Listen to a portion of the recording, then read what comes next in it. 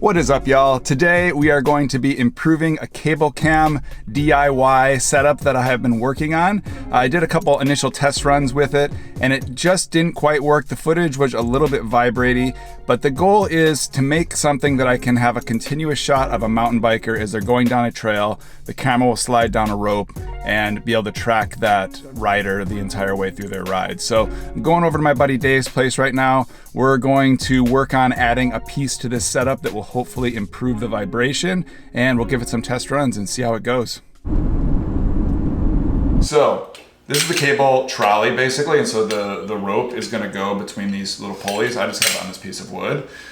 Previously I had mounted this guy on here, and then the camera on a gimbal hangs down here basically. Right. Well, it looked pretty good, but there's like these kind of micro vibrations happening, and that was causing like this little vibration up and down in the footage. We're going to build one of these things that are kind of called like vibration isolators. They use them like with car rigs basically.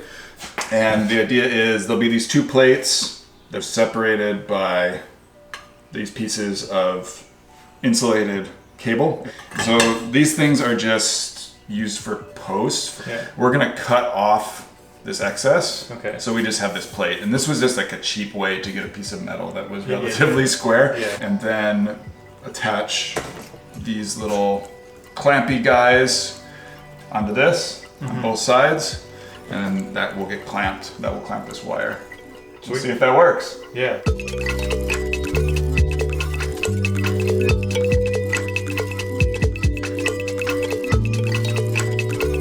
We've got all the holes drilled. Now we're just filing these down so they don't have any sharp edges, and then we'll try to put this thing together.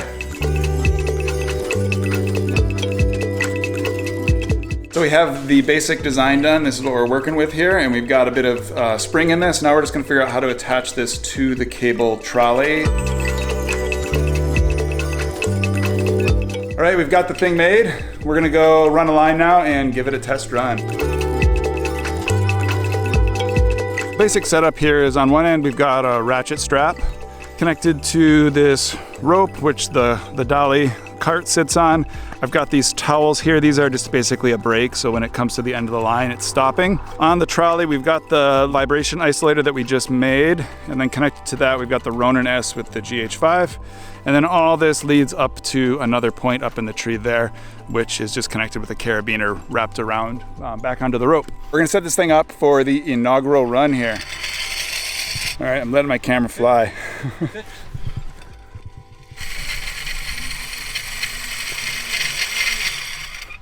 Just reviewing the footage here just to see if I got rid of some of those micro jitters. It's easier to see it on the bigger monitor.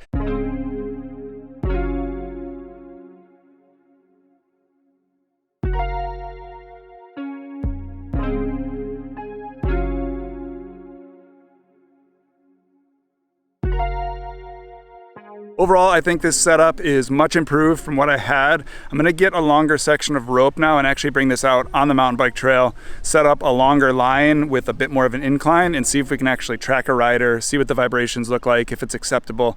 And hopefully we'll be using this in a video this coming fall and do some long continuous shots of Mark riding one of his favorite trails. All right, I just got back from Dave's place and I realized I should probably show you all a little closer look at the different parts that went into this in case you want to build a setup similar to the cable cam that I've been putting together.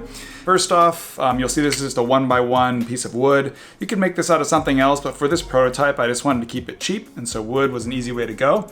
I grabbed these pulleys from the hardware store. These were really, it's a simple way to be able to remove the axle and have the wheel come out and be able to put the rope through and lock everything back in. And this makes it so that the cart can't actually fall off the rope, which is a nice safety feature. The one thing I don't love about these is they're noisy.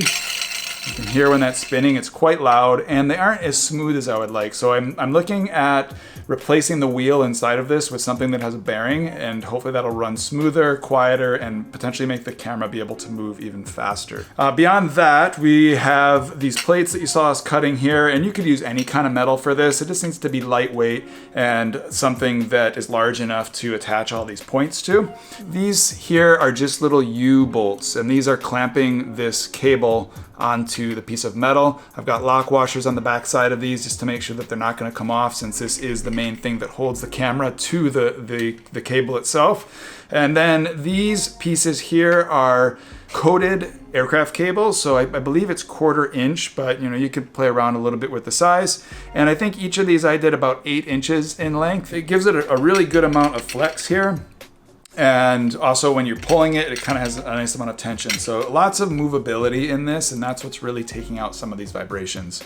That's just attached to the cart, just with a few bolts, pretty simple. And then on the bottom here, I have a bolt mounted that could either take a ball head or it can take the gimbal, basically. And so the thread on this is the same that would go into the bottom of those two things. But that is it. And the total cost for this comes in particularly cheap. I think these were like $8. These were $8 a piece. All of these other little pieces probably came together to maybe like $20 or something like that. This rope that I ended up finding is a polypropylene, I guess. So polypropylene rope. It's a braided rope, so it has a little bit of bumpiness to it, but I went with the 1/4 inch. It seemed quite strong. Put that carabiner on the one end, like I mentioned, and I was able to get a whole roll of this. I just picked this up on the way home. This is 600 feet, and this whole thing only weighs maybe 5 pounds, and so bringing this in the bush is gonna be really easy. Not a lot of weight, not a lot of size, and you get 600 feet. This was only 25 bucks. So the whole setup, all in for all the pieces, obviously not including the gimbal or the camera or anything, is under $100, and so I think what I'm going to be able to capture with this is pretty good for that price. You know, we'll have to see how this actually runs on a longer line and if the vibrations are worse at higher speeds.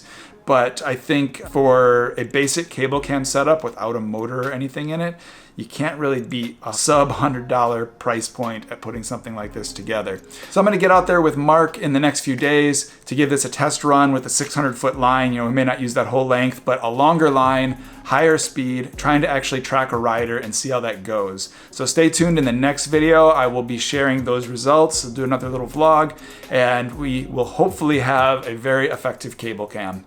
I thought it was also appropriate. I wore a Levi Allen shirt. Life's better when you make stuff. I thought that was a good note to leave this video on. So get out there, make something beautiful, and I'll see y'all soon. Peace.